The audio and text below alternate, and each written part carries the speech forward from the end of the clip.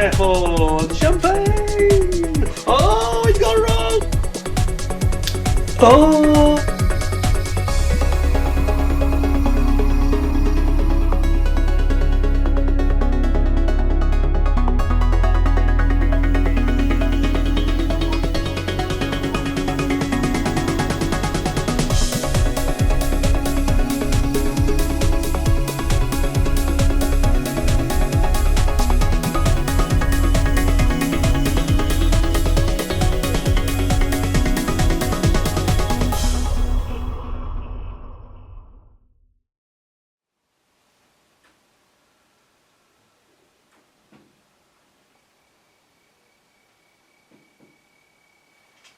Hello folks, welcome back to the channel. Thank you very much for joining me once again here at Peter Oxley's Modelling Lab. You are always most welcome. Well, today, something a bit special. Brand new from Kotare. It's their new latest Spitfire in 32nd scale, but this time it's an interesting one, because it's the Spitfire Mk.1 Photo Reconnaissance Type A. Now this particular kit has just arrived from New Zealand in the last couple of days, but it's unusual in that it is a special limited edition.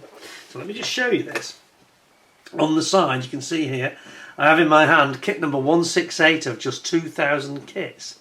So Kotare are doing these limited edition specials, which is makes it a little bit more, perhaps a bit more prestigious, and also potentially more valuable. Now I have to say to you that this is not mine, sadly, but it's been very kindly loaned to me by my brother-in-law, and it's just arrived, as I say, from New Zealand. So I'm probably not going to open the bags. A lot of the Spitfire parts we've seen before. There's only a couple of small changes, so we'll focus on them. We'll have a really good look through the instructions, which are always a pleasure. And it's an aircraft actually that I don't know much about. I didn't know they had a Mk.1 photo reconnaissance actually, and that's very remiss of me, because I know that this is the channel you come to when you want someone who knows about Spitfires. Why, who better but someone who's actually been up in one and flown one himself? Yes. Did I ever tell you about the time that I flew a Spitfire? I did? Oh, okay, we'll move on. All right. So it's beautiful. I've still got reservations. I have two reservations about Kotare ongoing. I'll just get this out of the way and then we'll just move on. One is the box art. It's not bad, but I think one of the problems for me, I've been thinking about this, especially since I recently reviewed another Wingnut Wings, which I've not seen before, and it just seems so colourful and vivid and imaginative. And this is the Darrell Legg again. Darrell Legg does the artwork for Kotare, and he's a great artist, don't get me wrong. It's more the mood of it and the fact, and this is what I've sort of hit on, as one of the factors. I think it's the fact they have this black surround and the black within the Kotare logo. It just makes it, every artwork to me looks a bit dour and a bit down and too dark. You know, I really think it would be a good idea. Here's my tip for Kotare. Why don't you actually go for the same approach that Wingnut Wings had with the block foiling, which was really effective and made it pop, you know, the lettering. Or maybe go for block foiling in gold, in this case, on the black. That would work quite well. You just lift it. But they always look too dark. I always feel I want to sort of turn like on your iPad or your iPhone, where you can turn up the brightness, because it's so dour, and I just find it a little bit off-putting. And I think Darrell Legg would be... there's nothing wrong with his illustrations. They're really good. They are really nice, accurate-looking, representations of the aircraft. But it's more the backgrounds. I think he needs to just turn up the tint and turn up the contrast and turn up the exposure a bit on them. Anyway, the other thing, of course, is the engines, but we'll get through that in a second. Anyway, let me read you, first of all, tell you that it's Kotare kit number K32501, and as I say, it's a special edition, a limited edition, just 2,000 run, and it says, the legendary Supermarine Spitfire Mk.1 is undoubtedly one of the most famous aircraft of all time. This was in no small part due to its performance during the Battle of Britain from July 1940 until October, where, despite being less numerous than the similar powered and armed Hawker Hurricane Mk.1, it proved to be the aircraft that captured the imagination of the public. Designed in 1934 under the guidance of the Supermarine Chief Designer Reginald J. Mitchell, Joseph Smith and Alfred Alf Faddy, the prototype Spitfire first flew on the 5th of March 1936, with production aircraft beginning entering service around May of 1938 into the Royal Air Force.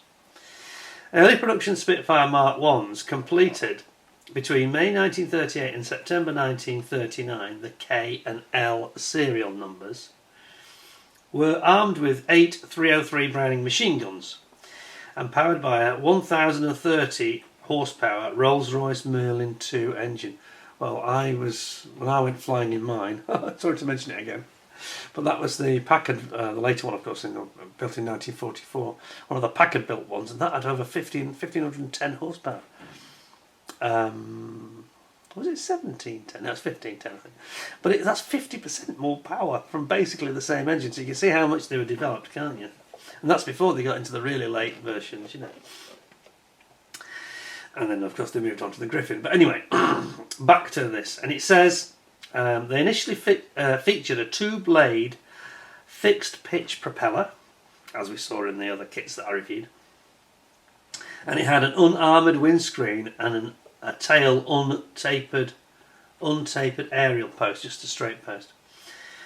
Numerous improvements were introduced throughout the production, including the 3-blade dual-pitch de Havilland propeller, a taller canopy hood for better visibility, armoured windscreen glass in front, plating over the upper fuel tank and reflector gun sight. Mid-production Spitfire Mark 1s, completed between September 1939 and April 1940 with the N and P serial numbers, saw the introduction of an improved cockpit door catch, tapered aerial post, a voltage regulator positioned behind the pilot's headrest, and on selected aircraft a constant speed Rotol propeller with a TR-1133 VHF radio. 2 early aircraft from this production batch were modified in October 1939 to become the very first photo reconnaissance Spitfires Mark 1 PR Type A, as depicted in this model. These modifications included removal of the armament and the radio to save weight, installation of a downward-facing camera in each wing, a newly designed canopy hood with teardrop side blisters for improved visibility, like a goldfish bowl on either side.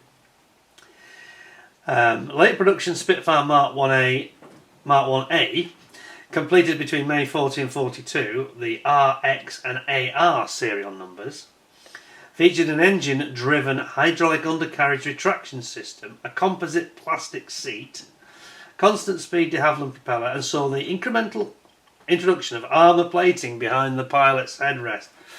God, not before time, eh? Really? Okay. I mean, that's amazing to me that would be omitted. I'm sure it's to do with weight, but even so. You don't want to go into battle without any armour plating behind your head, do you?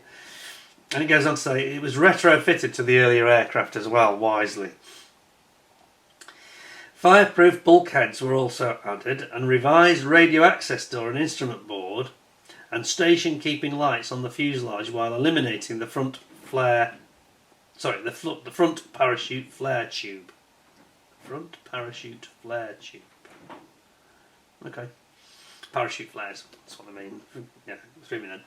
It goes on to say the 1030 horsepower Spitfire Mark 1A was gradually supplanted by the improved 1135 horsepower Spitfire Mark II from late September 1940 onwards, and remaining Spitfire Mark 1s began being relegated to training units by mid-1941. The Spitfire continued to be improved, and production did not end until 1948, which saw over 22,000 produced. Isn't it incredible? And that's just a beautifully evolved and developed machine, isn't it, really? There was 24 variants of the aircraft, the most notable being the 1030 horsepower Mark 1, the 1470 horsepower Mark 5, see there's a big jump there, isn't there? The 2035 horsepower Mark 14, the Photo Reconnaissance Mark 11, and the Navalised Seafire Mark 3. And on the side, we have got some nice pictures I must show you, which shows you special survey flight at Secklin. Secklin? Where's that? November 1939. It's very unusual, the actual paint scheme, isn't it? And then we've got the second option, which says two options, because there's only two built. So the first one was RH Niven Special Survey Flight at Nancy. Yeah, so they are indeed in France. I was thinking that was France. So they were actually using them to basically already do surveillance, photo reconnaissance over the Germans. They were getting ready. They knew what was coming, didn't they? They knew what was coming, and they were getting ready, obviously in eastern France, to do what was going to be needed. Right. So I just want to say we're not going to open the bags because it wouldn't be fair to the owner of this kit, which is not me, sadly. But we will have a good look, and I'll do my very best. In fact, I'll tell you what I'm going to do. I'm just going to grab my blue tack. I'm going to do things slightly differently today, if we can. It may not work today. I'm just going to peel off some of my blue tack because I've started to realise that I'm still having this problem of focus, slow focus, and because people have commented, complained if you will, which is fair, that sometimes I'm not letting the camera catch up because it is slow to focus. And I think that 4 or 5 seconds on screen for a sprue, say, showing you certain parts is probably too long, but it's not, because it takes 2 or 3 seconds for it to focus. So I'm going to put some blue tack out here, and I'm going to just enable it to, this is so I can put sprues out, and I'll zoom in and let it dwell on them a little bit longer without me shaking it, because that really affects the focus. So I'm trying to improve things for you. Right, so we've got some lovely plastic in, and it's going to be gorgeous, this, isn't it? Just missing a Merlin in here, but anyway. Oh, there's some extra, there's some resin 3D printed parts. Quite a lot of it will be the same. I'm suspecting that sprue at the end with the fuselage will be the same, but let's have a look. Now, it comes in a bag, a sealed bag with a Ziploc bag, which is cool. And you'll remember that Airfix and Revell, just before Christmas, we had a bit of a problem where both of those manufacturers had really big, fancy, expensive kits around £100, the Meteor and the BF109. Well, that's odd. There's a print, which I'll show you, but they've gone and put the print face down with a piece of paper on top of it, so there's nothing protecting the print, and it's just sitting on the bottom. That's very odd. Unless the owner's accidentally done that, I don't know. But I would have hoped that they'd put the paper facing onto the print so that it doesn't get any scuffing on it, you know. And here we go. So this is the Darrell leg picture again.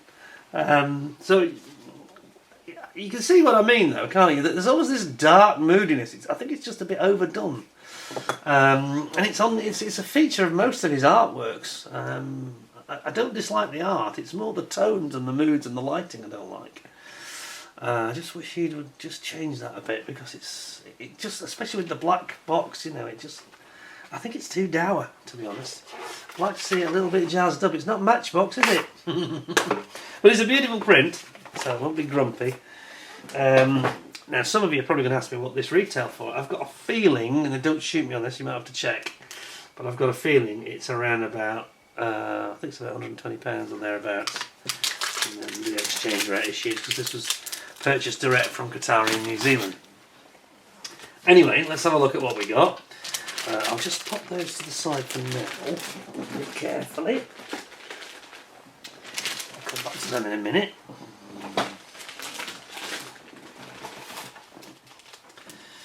And let's have a look in this back. Now, sorry, I mentioned Airfix and Revell. In the Meteor and the BF109, well, their instructions were bast to hell, weren't they? They were in a terrible state. Both of them having rips and problems where the staples on the spine were. But yeah, it looks like Kotare have put this in a nice bag to protect it, and I take my hat off to them. Let's have a look then. I'm going to start with the Decals.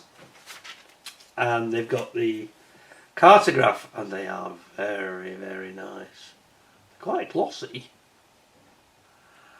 I would just say, though, colours are nice, but I would just say there's a I'll zoom you in so you can, before I say it, you can see what I'm talking about. There's some sort of lines, like almost like printing lines in it. Can you see that? Which is not not normal for cartograph. If I can get it still enough for you to see. Can you see? Perhaps I'm being too fussy, but they're very bright. They look nice, nicely coloured, and there's not too many of them. They've not gone crazy with the stencils. Yeah, very interesting, and they've got the walk, no walk areas marked out here. Yeah, just something slightly odd about the printing of it. I'm not sure if I can get this. Can you see it there? It's like a straight like print lines. Maybe they'll disappear when it's actually applied. I don't know. But they look quite nice. They look quite nice. So we've got another real treat coming up now. This is really the highlight of the Kotare kit in terms of doing a review, because they always have this really fantastic instruction book with all that research, very much like the Wing That Wings style we've seen before. So let's have a look. I'll zoom it back.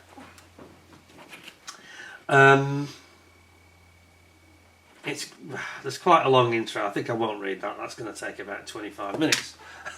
So we won't. It's basically a bit more detail on what we've already heard. So we've got the basics already. We know there's two versions of it, and you can see there it says exclusive limited numbered edition of 2000. So if you want one of these, you better be fairly quick, I think. So the sprue map on the first page shows the decals as well there, and then it gets straight into it in this wonderful way that I like so much. And we've seen other people have started to emulate this, haven't they? People like IBG have started doing it, very similar, and Gas Patch also in a very similar style to this. All good, because that's following best practice. So you've got the paint guide. They're starting with this actually, which is quite interesting. Paint guide for what the cockpit components should look like, and they're giving the. So they give you on the actual paint plan here. They quote Tamiya SMS. That's good. So they're right up to date, aren't they? Mr. Hobby, Mr. Colour. So you've got Mr. Hobby acrylic, Mr. Colour lacquer, Mr. Paint lacquer, Atom acrylic. I've never heard of them. AK Gen 3 acrylic. I'm on Gen 2 because I think they're better. But anyway, and then Humbrol. So you've got really most of the major colour call-outs, and it doesn't mention Ammo MiG and some of these other slightly more bizarre ones. I think well, bizarre is the wrong word, but less common, I mean. So you've got the camera control box. So this is obviously something that's a bit different in this aircraft. You've got the call-outs showing all the details about things like the what's that? Voltage regulator just behind the pilot there, and then the sides here. Over on the cockpit wall on the starboard side, I think that is that right? Yeah, starboard side. We've got various. You've got an oxygen bottle, I think it is, or is that might be compressed CO2 actually? And then you've got the radio. Sorry, that is the actual control box. Sorry, got this right. Your camera control box. It's there. That's where it's mounted.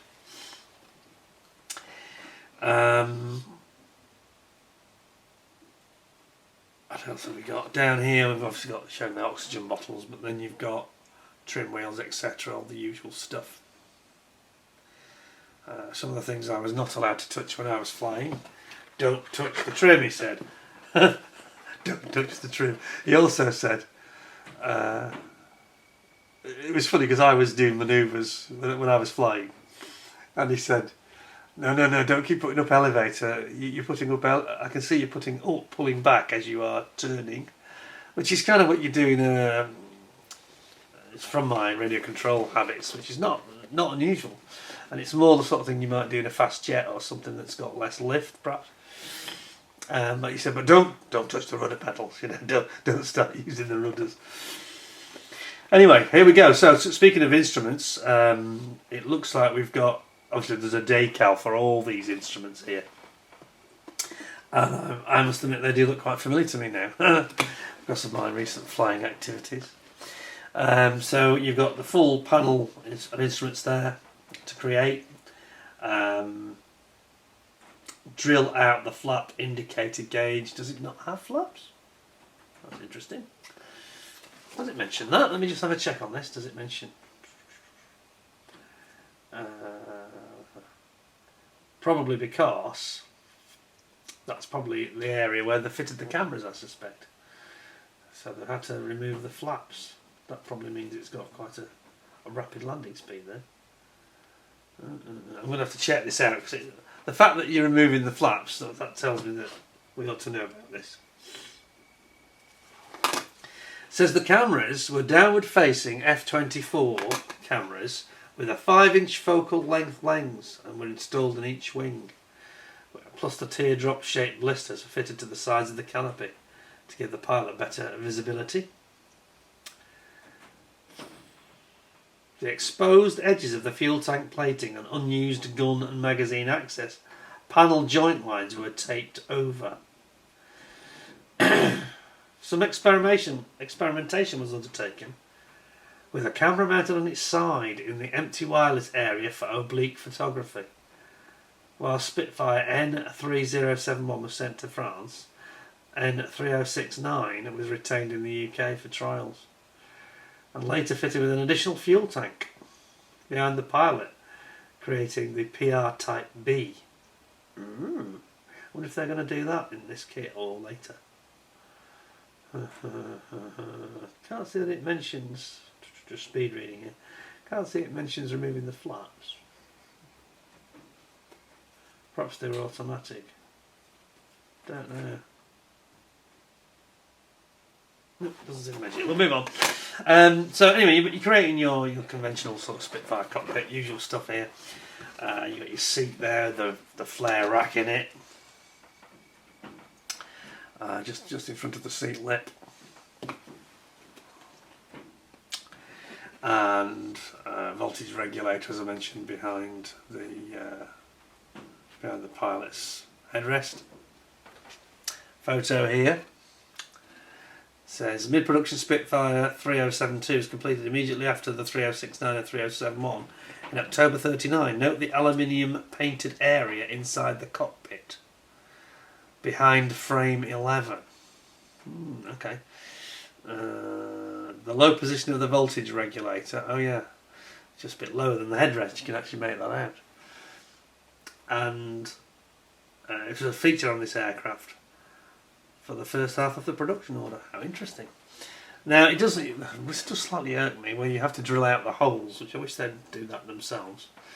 I would have thought they could do that, you know, with 3D slide moulding. But anyway, looks good. Looks good. You've got built-in seat belts, and we know from the previous versions of the kit that they are nice, very very effective. And here we've got the main cockpit frames, and then a little bit of rigging. Oh god, they're putting rigging even in this, jeez. For the control surfaces. With the rudders, elevators especially, and the rudder elevator ailerons, I guess. And then you've got a little bit more of the side walls here to be done. And on these Kotare kits you've got to be very careful, make sure you're very very fine with your painting, because they do a lot of the work. The parts are already moulded into the sidewall, so you've got to do some fine painting. Got a problem here. The sad demise of the very first of the PR Spitfires, 3069, which had been converted to a Type B when it was shot down near Cleve on the German-Netherlands border on the 23rd of March 1940. The pilot, Claude Mervyn Wheatley, bailed out, but his chute failed to open and he was killed. Note that both undercarriage struts unusually appear the same very pale colour, indicating that at least the port strut was perhaps an aluminium painted replacement from an earlier production aircraft, or had been repainted in white, possibly even camo tint. Gosh. Oh yeah, and it's indicated there. Well, that's a bit of a sad story. Of course, these were not flying very high, these photo reconnaissance planes in the early part of the war. They were not oxygen, filling on pure oxygen. They were a sealed, pressurised cabin, so they couldn't go at very high altitude. So they were vulnerable, weren't they, to fighters or flak, I guess. Here we've got the wireless door that it talked about earlier, saying it's got the optional wireless door replacement for the camera going in there. So yeah, it's got like a hatch in it, hasn't it? How cool is that? Then we've got our port fuselage, remove for closed door display option, closed door, okay. Prop shaft, that's as close as we get to an engine sadly. And then we've got the bringing in your all your panels onto your fuselage sides here, and hydraulic reservoir for the undercarriage pump, the camera control box going in on the side that we showed earlier, and then here you've got the rigging material, a little bit of rigging in the rear of the cockpit. I presume that's for the, is that for the canopy slide? What's that for? I'm not quite sure. And then you've got the upward facing signalling lamp, and then you've got this replacement fuel tank cowling cover, horizontal tail planes, this very clever section that Kotare do to avoid any seams. I was recently talking about this, wasn't I, with my my Tamiya Mosquito. It's a little bit tricky with the Mosquito. It doesn't have any panel lines because it's all made of wood, of course, in big sections. So it doesn't have any obvious panel line where they could have done something like that with a separate section to drop in. Interesting. It certainly, excuse me, certainly means you've got to be careful on that kit, because whilst it's Tamiya, it still wasn't absolutely perfect. And I think if you tried to glue those two halves of that fuselage like we might do in smaller kits in one go, there's no way that's going to work well. You're going to end up doing a lot of sanding and reprofiling, I think, because what I did was I just went at like an inch at a time. So I clamped it, made sure I was so happy with the sort of alignment, so there was no lip like that or like that, and then, you know, like this, and then I got it perfect, and then glued it and taped it, and then just an inch at a time, and then did the same process the next inch and the next inch, and it worked very well. I've got to say, fairly happy with the way it went, but it wasn't as foolproof as you'd think. So if you have that kit or any other big kit, just be aware that, yeah, don't go trying to glue it all and, you know, like a 70-second scale that it won't work. You've got to take your time and just creep along doing a bit at a time. Otherwise you'll end up with a big seam, I think.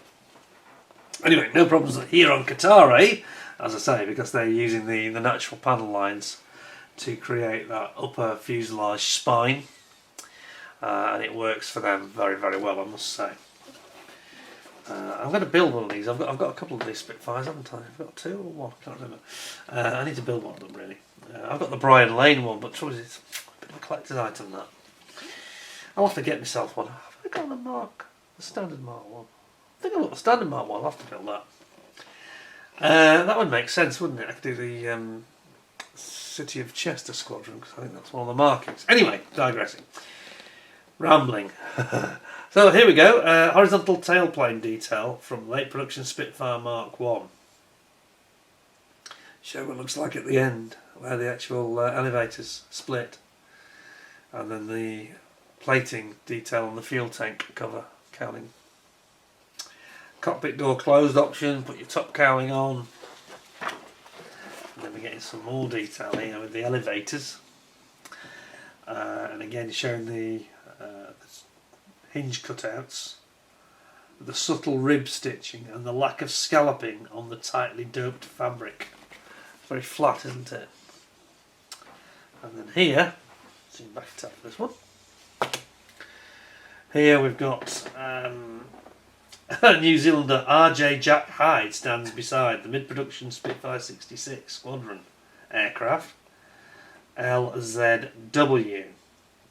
Probably N3041 or 3049. In a photo believed to have been taken, in January 1940.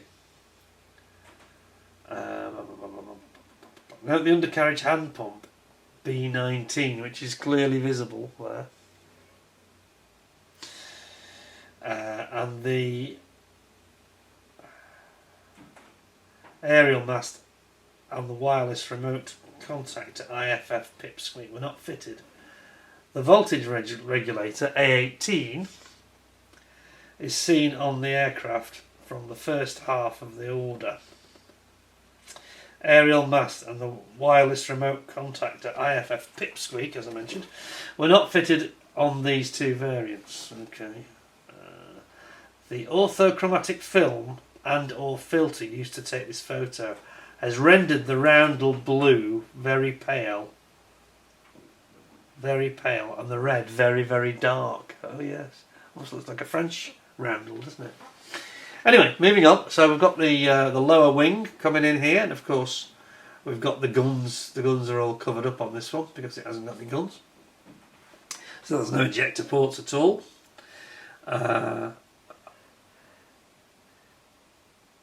And therefore you're going to have slight modifications here. Of course, you've also got the actual port for the camera itself, as you can see there, marked in red. Camera lens port, and you've got to drill that out. 5mm drill. 5mm, okay. Tricky. You have to take your time and do that very carefully, I think.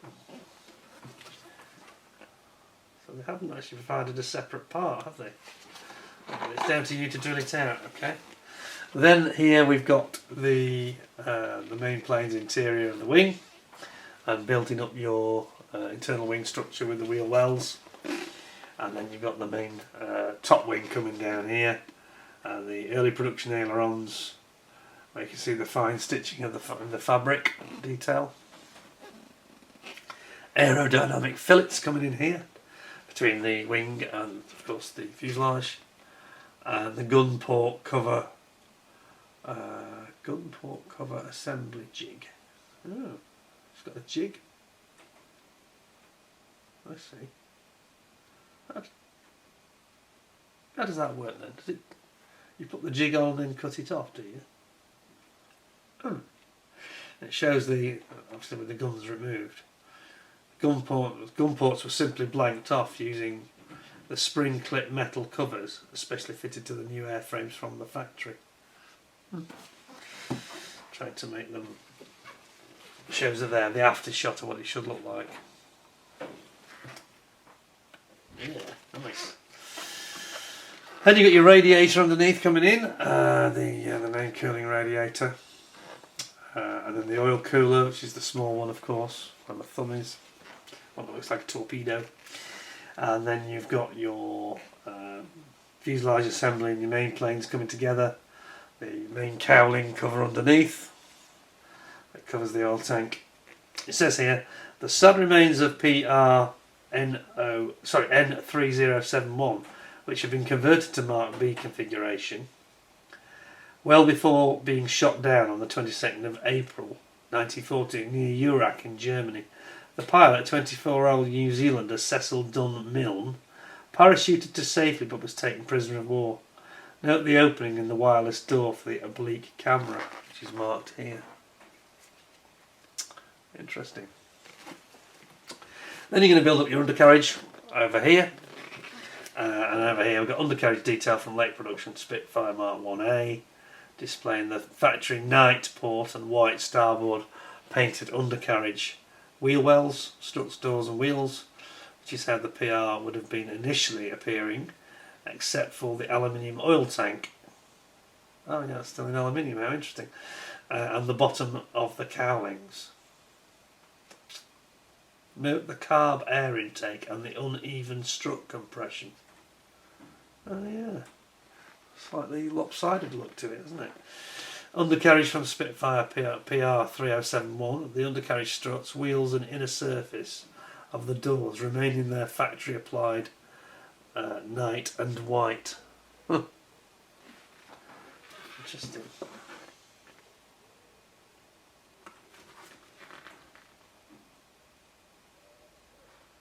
Oh, it shows the angles of how they should look when you've finished. And then we've got our de Havilland spinner and propeller going on here. You've got your little aerial mount on the top of the rudder at the tail end, and an undercarriage down indicator, these pins that pop up. Didn't have them on the later Spitfires, the very late ones, like the one I flew in. It didn't have an indicator. Had the flaps indicator, of course. it would pop up through the wing, but it didn't have these undercarriage because it has like a light instead. I'm not sure whether they didn't have a light to start with, maybe they didn't, I'm not sure. Anyway, here you've got the triple ejector nozzles, but remember in this kit you get the optional 3D printed resin ones, which are much more detailed. And it says here the port triple ejector outlet exhaust manifold detail from an unidentified 19 Squadron late production Spitfire 1A. These exhaust manifolds were supplied by Rolls-Royce and made from Inconel, an alloy that does not rust, even after 4 decades under a Calais beach. The same style of exhaust was also used on mid-production Mk.1 like the type PR-NO369 and the 3071, and the early production Mark V and the Hawker Hurricane. Note the weld lines and the stencil markings. Somebody's dog's barking, I'm not sure what that's about. HUD closed for closed position. Here we've got the closed. Sorry about the dog barking, I've no idea who's got a dog that's barking. HUD closed and door closed positions are shown here. You can see these big blisters that are in the actual side of the canopy that slides back. HUD open options and the aft window and the canopy area, and then the angle that the door should be at is shown there as well. And then it shows you a couple of photographs here of the canopy details and the canopy door, the cockpit door I should say. Open cockpit door from a mid-production Spitfire 66 Squadron, and then there's another shot of 3071 showing the blister bubble on the side of the canopy.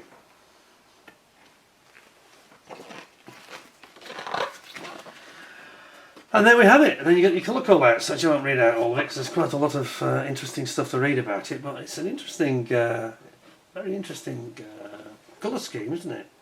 So it's 13 and 7. 13. I'm just going to check what they call the colour, actually, out of interest. What are they saying it is? It's camo tint, sky type. So it's a semi-gloss XF21. Camo tint sky. Oh, okay. It's almost like a chamois sort of colour, isn't it, really? And then there's a couple of photographs of it warming up here, ready to go. Yeah, and a bit more chat about the some of the markings and various positions for your stencils, etc. Wing walkers at Nancy, late December 39. So obviously they were monitoring the Germans' positions, weren't they? Oh. It says here, no history of the early days of photo reconnaissance Spitfires. I'll zoom you back now, because I'm pretty much at the end there.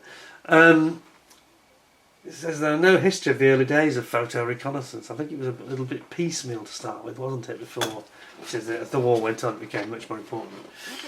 And it said it's regarding the Spitfires, it said any mention of it should not avoid the mention of Australian Sydney Cotton and discussing the use of aircraft photo reconnaissance during the First World War. It's quite common, actually. Initial observations were written down on notepads and or relayed verbally upon landing. With the advent of more powerful aircraft and improvements in wireless technology and increasing elaborate cameras, the discipline reached maturity. Indeed, the primary purpose of aviation during the First World War really was to give reconnaissance for the artillery and gunnery spotting. A well-trained wireless operator directing accurate information about artillery fire full of shot could cause more destruction on an enemy than all the ace fighter pilots combined. Amazing, isn't it? Anyway, he goes on to give a bit of history about him. Isn't that nice, though? Isn't that nice? Sorry about the dog barking. No, it is a dog, that is. That's unusual. I feel somebody's got a visitor with a dog. Right, let's have a quick look at the plastic then. Let's have a nosy. So we'll seal that back up. Well up to their usual standard. There's a bit less photography because there's probably not very few photographs were ever taken of them. You know, there weren't many of them. There were only 2 aircraft to start with. and you know, having photographic records when they both got shot down. It didn't last very long, obviously. Probably last about 3/4 of a year. That was about it, wasn't it? Let's have a look then. Well, this one we can open because it's a sealed, resealable bag, a zip bag, and this is the exhausts. So let's have a look at what we've got here. Ooh, they're very, very nice indeed. Let me just find my zoomy. Zoom you in. Check this out. So here we've got our 3D printed Merlin exhausts, which are in resin, obviously. That's very, very nice.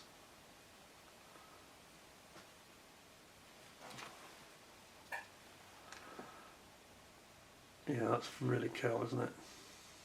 Great detail there. You know, I think they are undoubtedly better, I think, than the kit ones will be. So that's an interesting part. I think we'll really focus looking at these parts that are. I thought that was a zip bag as well, but it's not, sadly. Oh, that's unfortunate. I'll have to do my best on this for you, but you know, so it's a limited edition kit. This. Let's have a look. We've got the clear parts, and you've got these blisters that we talked about. Okay, so you basically. This is tricky. Oh my goodness. So you basically got a situation where you have to actually take those blisters, separate blisters, and glue them in. I hope you can see this. Glue them into. There's actually an aperture in the main canopy cover that slides over the pilot, and you're going to have to glue those in. So you're definitely going to need like, you know, a PVA type glue to put those in, because you're going to have direct contact. I thought they might have moulded that as a one piece, but they haven't. And there's two versions of it as well. I think the two aircraft are slightly different. No, sorry, one. Beg your pardon. It's not two versions. It's just an open version and a closed version. So this is the closed version. But again, you've got these apertures. There's actually a hole. Is it open? Yeah, it is. It's physically. Sorry about the bag. It's really not photo friendly. So there's actually an aperture there, and you're going to have to glue the blisters that you see here. They're going to have to be stuck on with a good PVA that won't leave any marks. I think it's a good fit. Do a bit of test fitting on that before you commit to any glue, if I were you. Yeah, that's tricky. That's going to give a challenge to most of us, I think.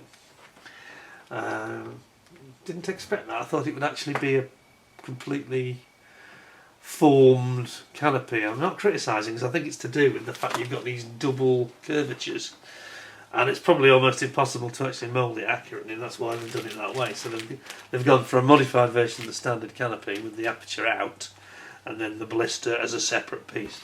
It's kind of the way that they were created in reality anyway, so it's not unrealistic. Right, that's that and that done. Then we have, this one we won't do on for more than a second or two because it's standard. It's just the standard fuselage with your tail and horizontal stabilisers, I should say. There's nothing different on this than there is on the other kits that we've already seen. So that one we won't dwell on too long. It's well up to their usual beautiful standard of moulding. Sheer perfection, isn't it, really, Kotare? There's no warp in here, anything silly like that. Beautiful. Okay, moving on. Then we have got our wings. And as I mentioned, I don't think they're physically different. I think it's more to do with the fact that you've got to use these little the little jigs for the guns to block it up, but I don't see that they're actually different per se. You've got to drill the hole to make them different. So I don't know about Kotare on this. They haven't really gone out of their way to make special parts that are particularly user-friendly to the modeler, I would say. You've got to drill a 5mm hole for the camera port on both sides, which is going to be tricky. So you're going to have to be very careful. I would have kind of liked to have seen them produce, you know, a different moulding, really. You know, without the gun ports in and without the ejector chutes in there as well. So slightly got mixed feelings about that. And then we come to where are we with the sprue that's going to give us the different components? It's this one, isn't it? This is where we get some of the parts that are a little bit different. And we've got things like is that the camera box? Where is the camera box? To find it. Because it gets glued on separately, doesn't it? What is it over here? Sorry, just bear with me, I'm just trying to find the parts. Which part was it? Let's go back, just try and clarify this because I want to get it in my head clearly. It's not as clear looking at the sprues as I thought it would be. I thought there'd be, like others do, just a sprue that's separate, like ICM would do, for example, with the parts that are unique to this variant. They don't seem to have quite done it like that. So,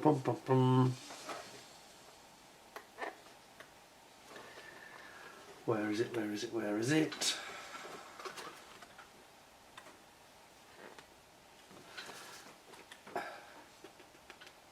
There it is. A61 is the part. A61. A61.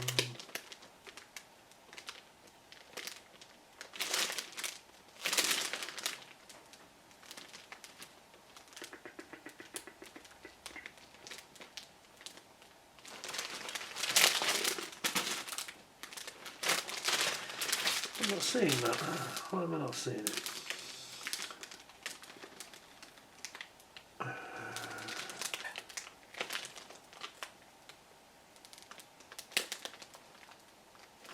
That's got me fox, that has, because I can't see it. 61. Give me A. I'm not sure about that.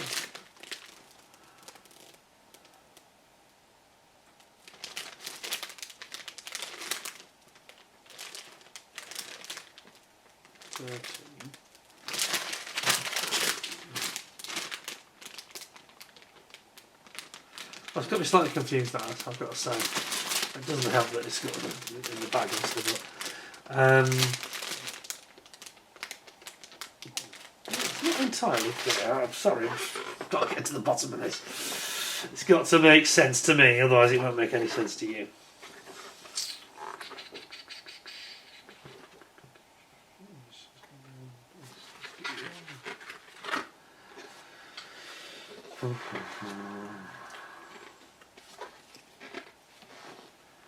A61, A60, A60 and 61 go together, it says. I can't see A61. I don't see it goes that high, the numbers.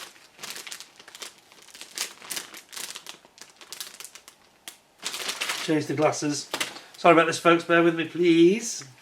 Try to get to the bottom of it for your benefit. Let's try and clarify this.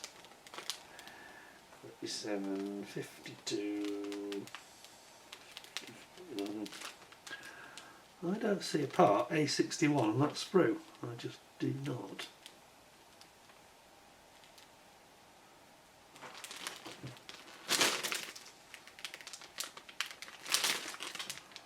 I thought it might be like a separate additional sprue. Oh, hang on a second. That's B, isn't it? It says sprue B on this one. I just don't see it. So let's just go back and look at the sprue map. Try to clarify this. Ah! There's A parts 1 and A parts 2, which is what I expected. There is an additional, as you would expect logically, there's an additional set of a smaller sprue, which is A2, B. So where is A2 then? Because it's not on that, it's not there. I don't see it. They haven't missed it out. This is worrying me now. I think there's maybe a missing sprue here. There's certainly no A61 on there. And it shows it as a separate sprue. What else is on that sprue? I don't think it's present. Oh, crumbs.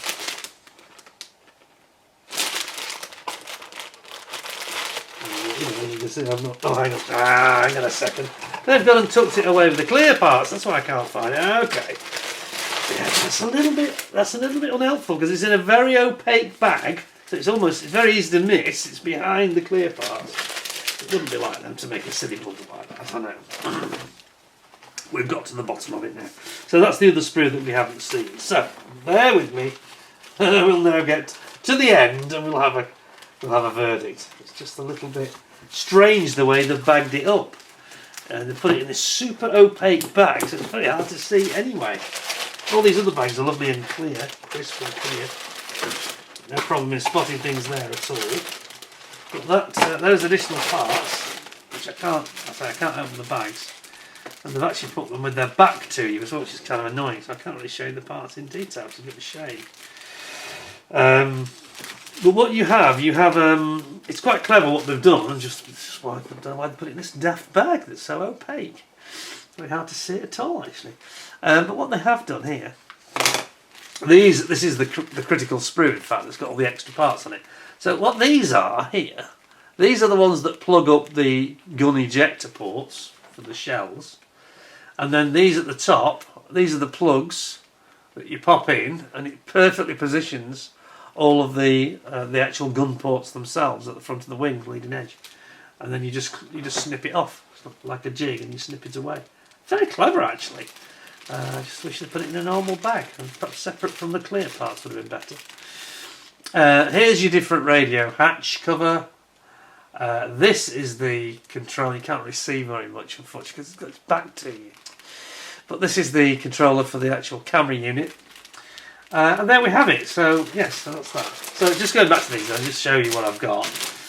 So at least you get a visual representation of what's in the kit. This is fairly standard stuff, in fact, that you would have seen already in the other kits. So we're not breaking any new ground here. You've got the standards and the plastic seat here, with and without, with here and without seat belts here. But the seat belts are very nicely done on these. You've got to be on your A game for painting though, because it's all one piece, isn't it? And you get your instruments, obviously. You got your controls. You got your rotor. Sorry, your de Havilland spinner, I should say. De Havilland spinner and prop, which looks very nice. The propeller does. And then you've got your sides of your cockpit wall, port side and starboard side, and it's over here where your camera control unit goes. I'm glad we got to the bottom of that. That's really bugging me. It's just really hard to spot because the way they packed it, kind of strange. So I'll pop that back in there, and our clear parts. As I say, I know it's not ideal not opening the bags, but it is somebody else's kit and it's a limited edition. I don't think we should be doing that. Then we've got our really nice, excellent tyres. Some lovely detail here if you look at this. It's got the Dunlop writing on it, you see that? I think I need to change back to my regular glasses so I can see it myself. There we go. There we are. Yeah, it's got the Dunlop logo.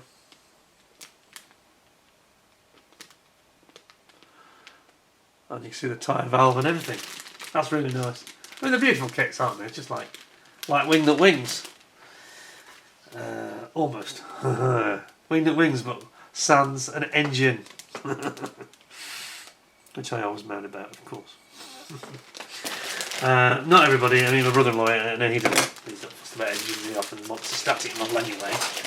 And I mean, you know, talking about the Mosquito. Speaking of which, why don't I just grab that for you? I have here my work in progress box for the Mosquito. Here it is. This is the most important box in the lab. So just move that off there. We have got here my in work in progress Merlin engine. This is what I'm moaning about that we haven't got in this Kotare. However, I just want to make the point. By the way, it's something amusing. I'll get into this in more detail when I do the update, but there's actually some flaws in the... they made a couple of mistakes again. It's the same mistake actually because it's the same tooling of the Merlin. or most of it is the same tooling, from the 2009 Spitfire Mark 9 kit, where there's like a fuel rail. I think it's a fuel rail that runs at the side here, and it has like it's got 3 like spigots, plug points that plug into holes in the side of the actual cylinder block, and there's only one hole for the central spigot. The other 2 spigots, you've got to cut the spigot off because there's no hole. It's a real error. It shows in the instructions that there is a hole, and there definitely isn't.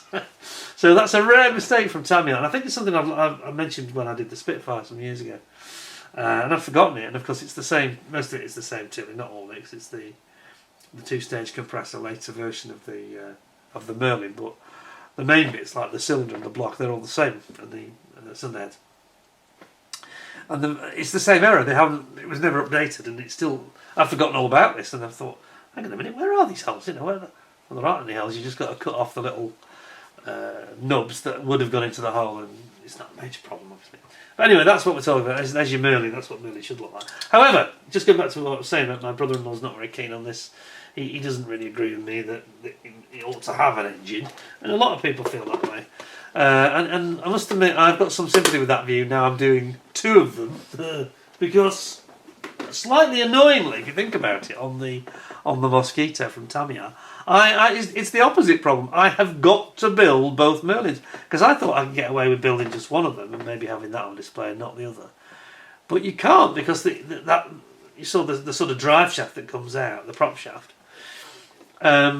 You have to build it to position that in so you can put the props and spinners on. You can't not have it. So that's kind of frustrating. So suddenly the Kotare, having, as I'm going through it right now, my criticism of the Kotare lack of engine, not quite as strong as it was perhaps, because I'm thinking, oh God, I could have done with the Kotare solution for this and just had one engine, not have to build up both of them. It's kind of a waste of plastic, and the fact that you've got to kind of you're forced to build 2 Merlins. You haven't got any option in that kit at all. It's kind of frustrating. Anyway, what do we think of this then? I think that my probable verdict is going to be very, very predictable, to be honest. I'm not the biggest fan of their artwork, although the actual aircraft is depicted quite well. I do miss the engine, and apart from that, it's perfect. I think it's a little bit confusing the way that they packed them. That was a bit silly. I'm not going to knock it a point off of that, because once you open the bags, you realise everything's present and correct as it should be, so it's not a problem. So I'm going to give it 9.75 out of 10, which I think is fair. A really nice presentation. As I say, it's actually a numbered kit, that. So yeah, that's why we couldn't open the bags on this occasion. I'm afraid it's not on. Very, very beautiful model, and an interesting one. Very historically interesting. Didn't realise they were both shot down and gone. And of course then they started developing the Mark 5s and the Mark 9s for photo reconnaissance. And of course they had was it the Marks 14 or 16, memory's gone, where they pressurised it, and then it was very high altitude, and they were used after raids like the Dam Buster raids and things like that, weren't they, to photograph them, photographing the V1, V2 sites at Peenemünde and places like that. And the Spitfire became the PR aircraft, that and the Mosquito later, of course. Superb! What a lovely model. I hope you thought it was interesting. Sorry I got a little bit... I don't know this dog barking. I'm investigating that. It sounded awfully close to me, that did, like it was running amok. But anyway. Hopefully you found that interesting. And thank you very much to my brother-in-law for loaning that so we could all see it. Something that's quite special. 10 out of 10 for him. Hope you give me a thumbs up. 10 out of 10 for me. And I will be back with you again very soon. And stay tuned, because we've got one or two interesting things coming through from ICM very soon. And I've got another update in early March, which will include latest progress on the Mosquito, which hopefully you'll find quite interesting. Till then, thanks very much for watching. Stay well, stay safe, and until next time, thanks a lot, and bye for now.